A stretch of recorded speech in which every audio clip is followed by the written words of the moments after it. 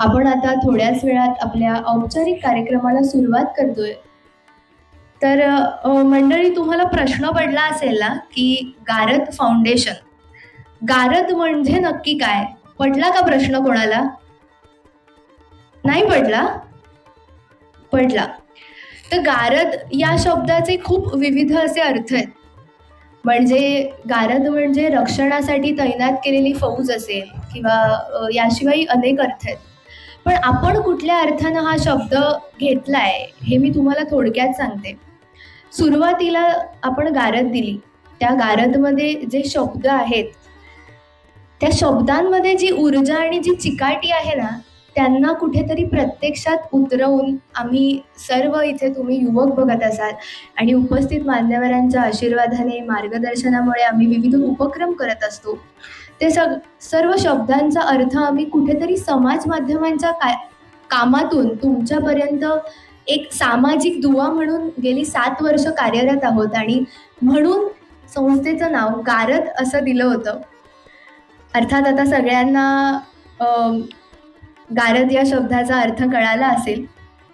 आपल्या इथे उपस्थित असलेले सर्व मान्यवर आणि प्रमुख यांना मी व्यासपीठावर येण्याची विनंती करते. आपण टाळ्यांच्या गजरात आपल्या मान्यवरांचं स्वागत करायचंय. आपल्या आजच्या कार्यक्रमाच्या प्रास्ताविकाची पुढील सूत्रे मी सिद्धेशजींकडे सुपूर्द करते. धन्यवाद. फाउंडेशन गेली 7 वर्ष युवक सक्षमीकरणासोबतच शैक्षणिक, सामाजिक आणि सांस्कृतिक क्षेत्रात कार्यरत आहे. या 7 वर्षांच्या काळात संस्थेने अनेक लोकोपयोगी उपक्रम हाती घेतले आहेत आणि त्या उपक्रमांना यशस्वीरित्या पूर्णत्वालाही नेलं आहे. यातलाच एक महत्त्वाकांक्षी उपक्रम म्हणजे अभिव्यक्त. गारद फाउंडेशन गेली 3 वर्ष ही स्पर्धा आयोजित करत आहे. परंतु अभिव्यक्त ही काही स्पर्धात्मक जगातील एक स्पर्धा नसून विद्यार्थ्यांचा सर्वांगीण विकास साधणाऱ्या आणि त्यांच्या कलागुणांना वाव देणारं एक मुक्त व्यासपीठ आहे. मुलांना एक सशक्त व्यासपीठ मिळावं, विविध विषयातून, माध्यमातून त्यांनी व्यक्त व्हावं, यासाठी दरवर्षी आपण ही स्पर्धा आयोजित करतो. अभिव्यक्तची सुरुवात ही पहिल्या वर्षी वक्तृत्व स्पर्धेच्या माध्यमातून झाली व त्यानंतर आम्हाला कुठेतरी एक जाणवलं की प्रत्येक व्यक्ती ही काही वक्तृत्वातूनच व्यक्त होत नसते, तर प्रत्येकाचं व्यक्त होण्याचं माध्यम हे काही वेगळंही असू शकतं. ही बाब लक्षात घेऊन आम्ही पुढे सरकलो. पहिल्या स्पर्धेचा प्रतिसाद हा खूप उत्तम असल्यामुळे दुसऱ्या वर्षी अभिव्यक्त अंतर्गत आम्ही लोकनृत्य कलेलाही दाद देण्याचा प्रयत्न केला आणि ह्या वर्षी लोप पावत चाललेल्या रांगोळी स्पर्धा, रांगोळीसारख्या कलेला जोपासण्यासाठी आम्ही रांगोळी स्पर्धा, तर सध्याच्या तरुणांमधला एक लोकप्रिय असलेलं माध्यम रील, या कन्सेप्टला आम्ही काव्याची जोड देऊन गारद फाउंडेशनच्या माध्यमातून काव्य रील स्पर्धेचं आयोजन केलं. या स्पर्धांना इतका चांगला प्रतिसाद आला की आपल्याकडे रांगोळी स्पर्धेसाठी काही स्पर्धक जे आहेत ते कोकणातूनही आले आहेत. आपल्या सर्वांना माहीत आहे, काही महिन्यांपूर्वी आपल्या मराठी भाषेला अभिजात भाषेचा दर्जा मिळाला आणि त्यामुळेच अभिव्यक्त 2025 या कार्यक्रमाची अभिजात मराठी ही थीम ठरवली गेली. त्यासोबतच पुण्यश्लोक अहिल्यादेवी होळकर त्रिशताब्दी जन्मवर्षानिमित्त पुण्यश्लोक अहिल्यादेवी होळकर समितीसोबत आपण 5वी ते 7वी या वक्तृत्वासाठी अहिल्यादेवी होळकर यांचे जीवनचरित्र, अहिल्यादेवी होळकर यांचे धार्मिक कार्य आणि मी अहिल्यादेवी होळकर बोलते असे वक्तृत्वासाठी विषय दिले गेले. त्यासोबतच छत्रपती शिवाजी महाराज आणि मराठी भाषा यांच्याशी निगडीत 8वी ते 10वी या वयोगटासाठी पुतळ्यांच्या गर्दीत शिवाजी महाराज हरवले. अभिजात मराठी आता पुढे काय? आम्ही मराठी असूनही अमराठी झालो आणि गड नाही तर इतिहास ढासळतो, हे विषय दिले गेले. त्यासोबतच रांगोळी स्पर्धेत मराठी संस्कृती, महाराष्ट्राचा खजिना, मराठी साहित्य हे विषय दिले गेले. तर रील स्पर्धेसाठी युवक, समाज, मराठी भाषा आणि महाराष्ट्र हा विषय दिला गेला. मुळातच विद्यार्थ्यांच्या कलात्मक विचारांना वाव देणारं व त्यांना अभिव्यक्त करायला लावणारं व्यासपीठ म्हणजे अभिव्यक्त हे या विषयातून कुठेतरी सार्थ झालं. अभिव्यक्त ही कदाचित ठाण्यातील एकमेव स्पर्धा असावी ज्यात विजेत्या स्पर्धकाला एकूण 5 पारितोषिकं देऊन त्यांचा सन्मान केला जातो, जेणेकरून विद्यार्थ्यांमध्ये स्पर्धेविषयी आणि त्यातूनच कलेविषयी आवड निर्माण व्हावी. अभिव्यक्तचे विषय आता तुम्ही पाहिलं असेल की जे इतिहास आणि समकालीन मुद्दे यांची सांगड घालणारे असतात. त्यामुळे युवकांनी इतिहासातून शिकावं आणि वर्तमानातल्या चुका टाळाव्यात व त्यासोबतच कलेतून व्यक्त होत नेतृत्वगुण विकासावेत अशी एकूणच अभिव्यक्ताची रचना आम्ही करतो. दरवर्षी ही स्पर्धा लोकसहभागातून होते. यासाठी येणारा एकूण 1 पैसा हा समाजातील लोकांनी दिलेला असतो. तसं गारद फाउंडेशनचा सर्वच उपक्रम हे लोकसहभागातून होतात. पण अभिव्यक्त ह्या स्पर्धेसाठी देणगीदार हा फक्त मुलांच्या गुणात्मक बदलांसाठी पैसे देऊ करतो.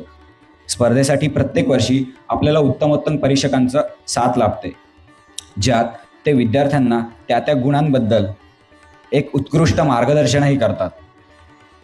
दरवर्षी संस्थेचे स्वयंसेवक स्वतः शाळेमध्ये जाऊन तिथल्या व्यवस्थापकांशी बोलून स्पर्धेविषयी सांगतात. स्पर्धेची माहिती सांगितली जाते, स्पर्धेचं स्वरूप आणि स्पर्धेचं गांभीर्य सांगितलं जातं.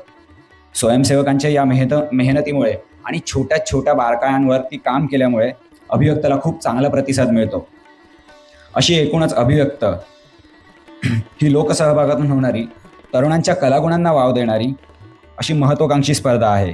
ही स्पर्धा आणि स्पर्धेचं स्वरूप उत्तरोत्तर वाढत जावं, तरुणांना व्यासपीठ मिळून त्यांचं कुठेतरी वक्तृत्वातून नेतृत्व व नेतृत्वातून कर्तृत्व घडत राहावं, यासाठी मी संस्थेला शुभेच्छा देतो.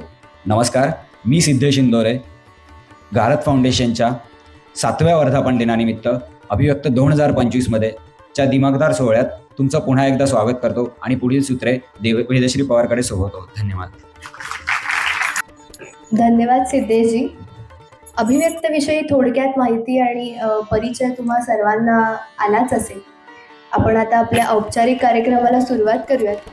आपल्या इथे आलेले आपले आजचे पाहुणे श्री राहुलजी रमेश जाधव सर यांचा आपण सन्मान करूयात.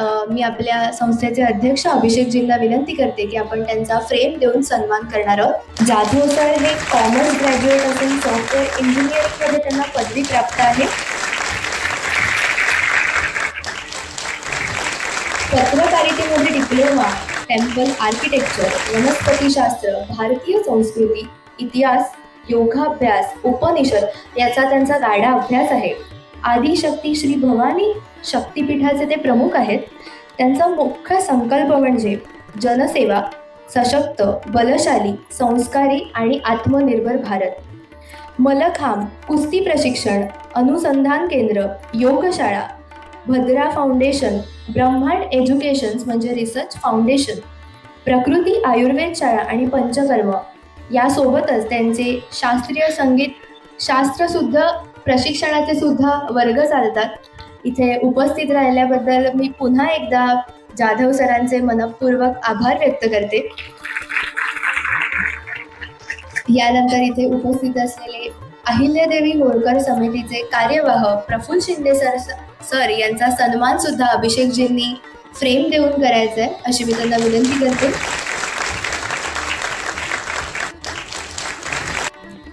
गारद फाउंडेशनच्या वतीने आपला सन्मान करताना सर आम्हाला अतिशय आनंद होतोय. धन्यवाद सर. मी पुन्हा एकदा अभिषेकजींना विनंती करते की अहिल्यादेवी होळकर समितीच्या ॲडव्होकेट रुचिका शिंदे मॅडमचा सुद्धा सन्मान त्यांनी फ्रेम देऊन करायचा आहे.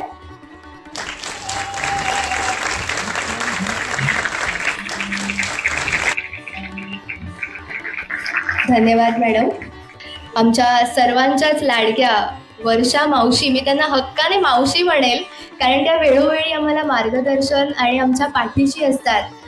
यांचाही सन्मान मी अभिषेकजींना विनंती करते की त्यांनी फ्रेम देऊन करायचा आहे.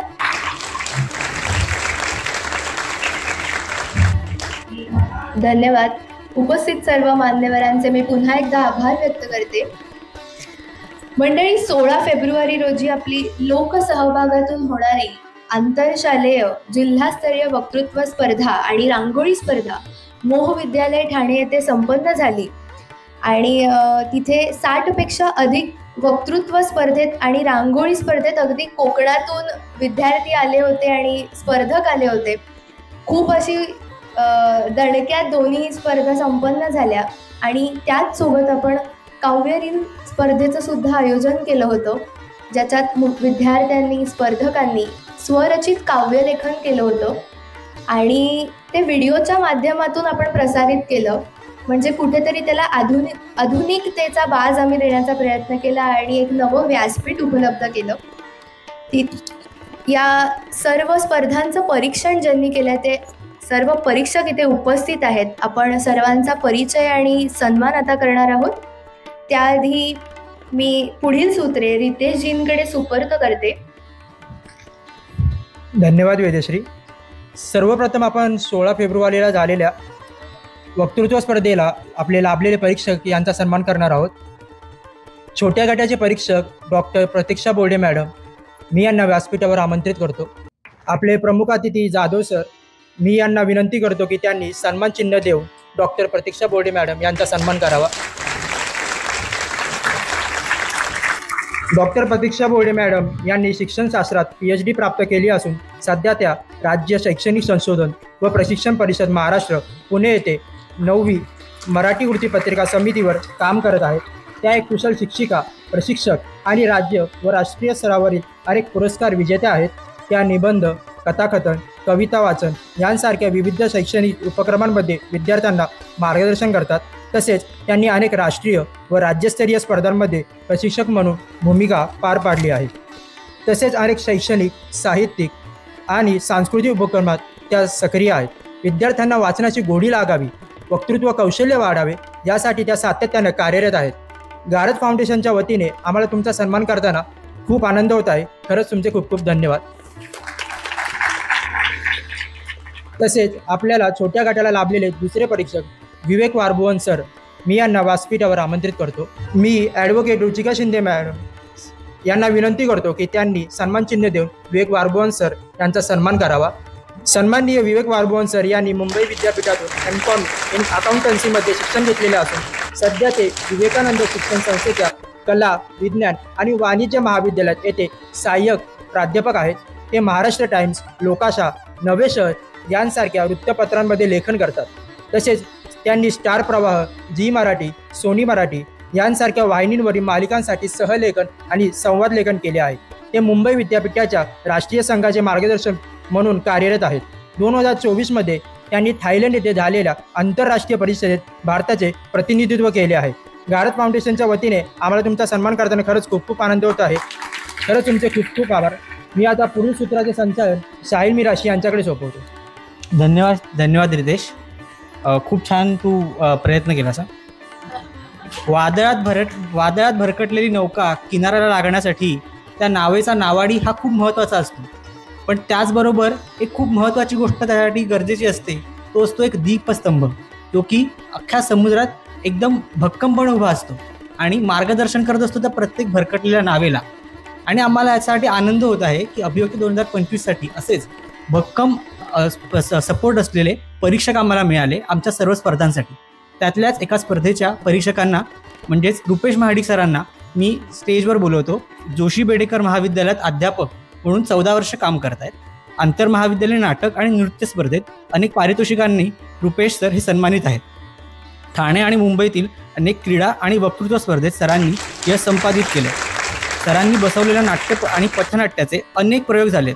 तसेच अनेक वक्तृत्व स्पर्धांचे सरांनी परीक्षणही केले आहे. मुंबई महाविद्यालयाच्या अडल्ट एज्युकेशन डिपार्टमेंटकडून सर्वोत्कृष्ट स्किटने सर सन्मानित आहेत.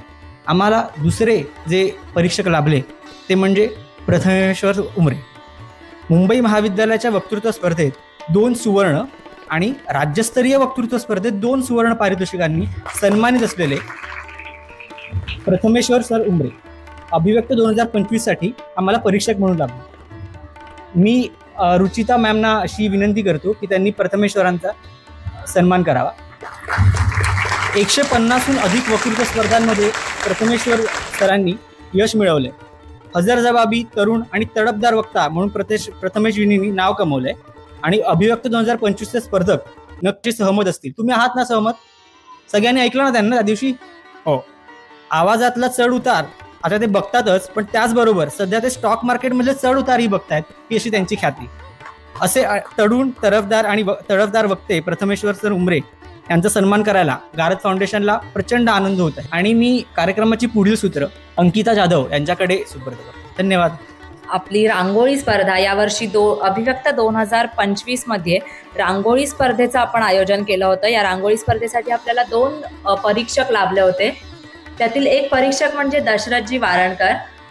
दशरथ भागोजी वारणकर यांनी 10वी पास झाल्यानंतर अप्लाइड आर्ट्सचा 1 वर्षाचा कोर्स करून त्यांनी कलेमध्ये रुची दाखवली आणि त्यानंतर सगळ्याच कला क्षेत्रामध्ये म्हणजे रांगोळी, पोर्ट्रेट रांगोळी, गालिचा रांगोळी, पेंटिंग, कॅनव्हास पेंटिंग, स्केचेस अशा बऱ्याच कलात्मक गोष्टी त्यांनी अवगत केल्या आणि असे कलाकार आपल्याला रांगोळी स्पर्धेसाठी परीक्षक म्हणून लाभले. त्यांचं खरंच मी मनापासून आभार मानते. दशरथजींना मी विनंती करते, त्यांनी व्यासपीठावर यायचं आहे आणि त्यांचा सन्मान करण्याची विनंती मी वर्षा मावशींना करते. दशरथजी मूर्ती पेंटिंग, कॅनव्हास पेंटिंग, गालिचा रांगोळी यामध्ये पारंगत आहेत. अगदी उत्तम पद्धतीच्या रांगोळ्या त्यांनी काढलेल्या आहेत आणि बरेच पुरस्कार त्यांनी प्राप्त केलेले आहेत. धन्यवाद दशरथजी. रांगोळीसाठी आपल्याला दुसरे परीक्षक लाभले होते. त्यांचा परिचय करून देण्यासाठी मी पुढील सूत्र अनुजाच्या हातामध्ये सोपवते. धन्यवाद अंकिता. रांगोळी स्पर्धेचे दुसरे परीक्षक श्री आकाश काळे सरांना मी व्यासपीठावर येण्याची विनंती करते. तसेच प्रफुल्ल शिंदे सरांना मी विनंती करते की त्यांनी आकाश काळे सरांचा सन्मान करावा. माननीय श्री आकाश काळे सर यांनी सर जे institute of art applied Mumbai येथून बॅचलर ऑफ फाईन आर्ट ही पदवी घेऊन सध्या ते नांदियावाला ग्रँडसन ऑफ एंटरटेनमेंट कंपनी येथे सहाय्यक कला दिग्दर्शक म्हणून कार्यरत आहे. सरांनी सर जे institute of applied art batch 2023-24 मध्ये सुवर्णपदक मिळवले आहे. तर आतापर्यंत त्यांनी विविध state level, national level, inter university youth competition फेस्टिवलमध्ये क्ले मॉडेलिंग, मेहंदी कॉम्पिटिशन यामध्ये सुवर्णपदक व कांस्य पदक देखील मिळवले आहे. विद्यार्थ्यांना कलेची आवड व गोडी निर्माण व्हावी यासाठी ते सतत नवनवीन स्पर्धा त्यांच्यापर्यंत पोहोचवत आहेत. गारद फाउंडेशनच्या वतीने तुमचा सन्मान करताना आम्हाला आनंद होत आहे. पुढील सूत्र मी वेदश्री पवार यांच्याकडे सुपूर्द करते. धन्यवाद अनुजाताई. सर्व परीक्षकांचा सन्मान झालेला आहे. खूप छान असं त्यांनी त्या दिवशी आम्हाला मार्गदर्शन केलं आणि विद्यार्थ्यांनी सुद्धा छान त्यांना प्रतिसाद दिला.